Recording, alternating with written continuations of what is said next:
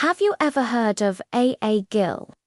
Well, if you haven't, by the end of this episode, you will have not only heard of him, but also wish that you had the chance to meet him, or even better, be his friend. Adrian Anthony Gill was born in 1954 and passed away in 2016, so he lived during the late 20th and early 21st century, which makes it so much more interesting to read or watch his interviews, because they are so full of wit and wisdom. He was a British writer and critic who became known for his intelligent, sharp, and very witty restaurant reviews, as well as his no-holds-barred television reviews. But he was also known for his distinctive prose style, which was heavily influenced by jazz. It was in 2003 that he wrote his first book, which was called The Angry Chef, where he expressed his opinions on many subjects. And he followed this up in 2010 with Pour Me Another. One thing is for sure, he was never scared to speak his mind. In fact, he was famous for being candid and fearless in his criticism, which sometimes got him into trouble. I am your host and you're listening to this channel. Today we'll be exploring some of his most notable thoughts, which were taken from his columns and articles and put together to make our own unique short video summary. Let's start by looking at one of his most popular quotes. "The truth is messy. It's raw and uncomfortable. But without the truth, we're just another TV show, another talking shop, another bloody panel show. And when you think about it, it's so true." When you're watching the news, how do you feel? You can't help but think, well, why aren't they telling me the truth? Why are they hiding things from me? And it seems like everywhere you look, there are people trying to hide the truth from you, whether it's the government or the media or other organizations. But once you realize that it's all just a bunch of lies, then you know that you need to find the truth on your own. This is where investigative journalists come in. They are the ones who go out and dig for the truth. They are the ones who uncover the corruption and bring it to light. And when they do, they often face retaliation from those in power. But they don't let that stop them. They know that it's worth it because the truth always comes out in the end. Here's another one. "The best food is in someone else's kitchen. There is nothing better than sitting down to a meal that has been lovingly prepared by someone else. The aromas wafting through the air, the flavors exploding on your tongue. It is truly a feast for the senses." And the reason for this is simple. When someone takes the time to cook a meal for you, they are showing you that they care. They want to make you happy. They want to make you feel loved. And that is what makes the food taste so good. It is not just the ingredients that make the food taste good, but it is also the love that went into making it. When you are eating someone else's cooking, you are not just eating food. You are eating love, and that is why it tastes so good. Let's move on to the next quote. "Criticism is just journalism on the back foot. Criticism is judging something based on a set of standards. Standards are subjective and change from person to person. For example, you may have high standards for yourself, but low standards for others. On the other hand, your friend may have low standards for themselves, but high standards for others. Therefore, criticism is not objective and should not be taken seriously. Rather, it should be seen as a way to improve oneself by learning from others' mistakes. Let's see what the next quote has to teach us. If someone doesn't like you, then F them. It's their loss, not yours. Not everyone is going to like you, and that's okay. In fact, it's normal. People are different, and they have different opinions. Just because someone doesn't like you doesn't mean you're a bad person. It just means that you're not compatible with that person, and that's perfectly fine.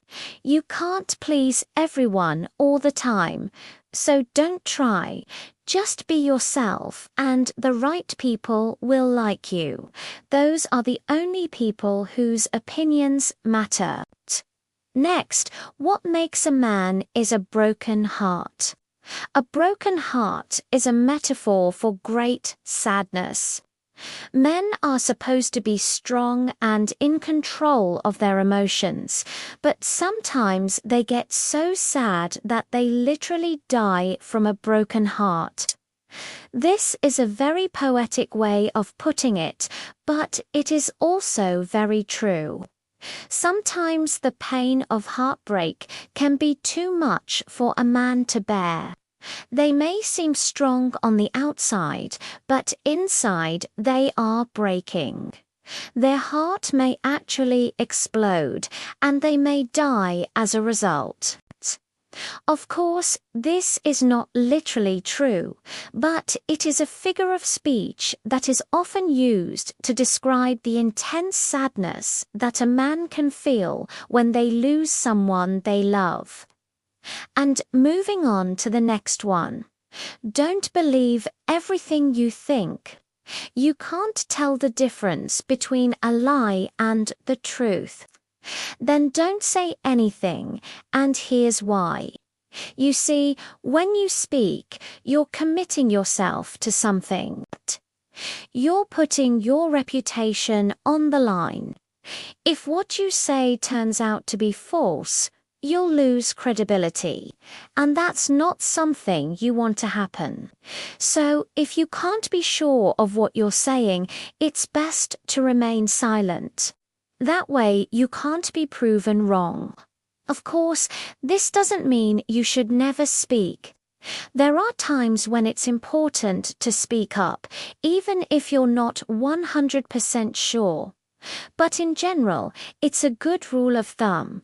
If you can't tell the difference between a lie and the truth, then don't say anything. When a woman stops having sex, she loses interest in everything.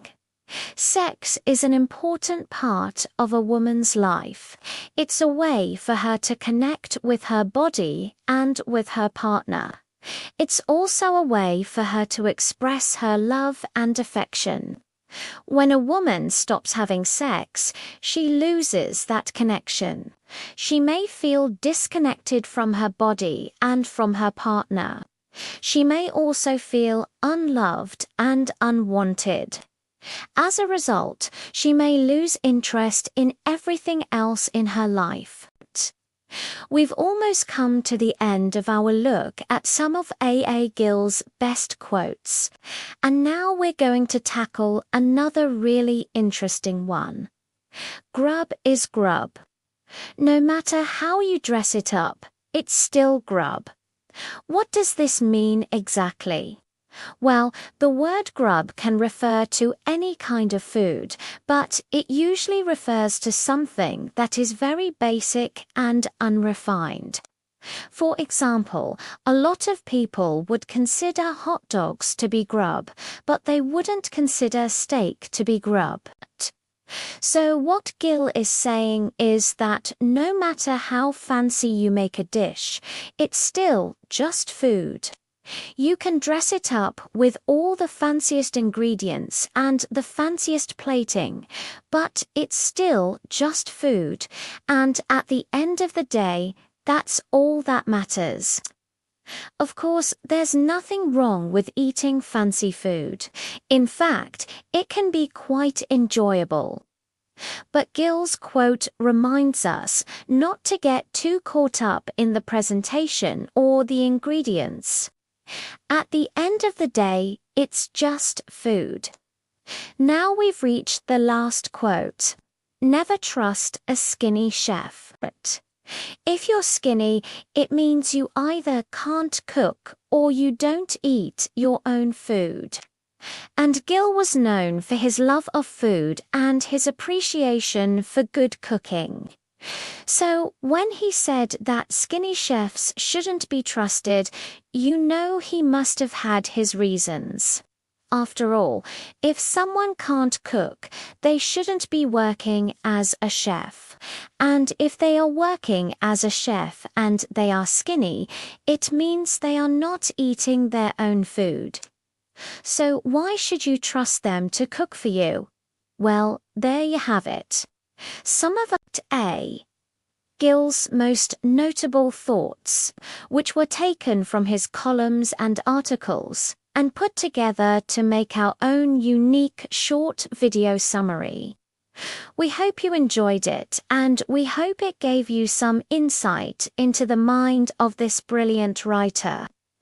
If you want to learn more about him, we highly recommend checking out his work. You won't be disappointed. Thank you for tuning in, and see you soon.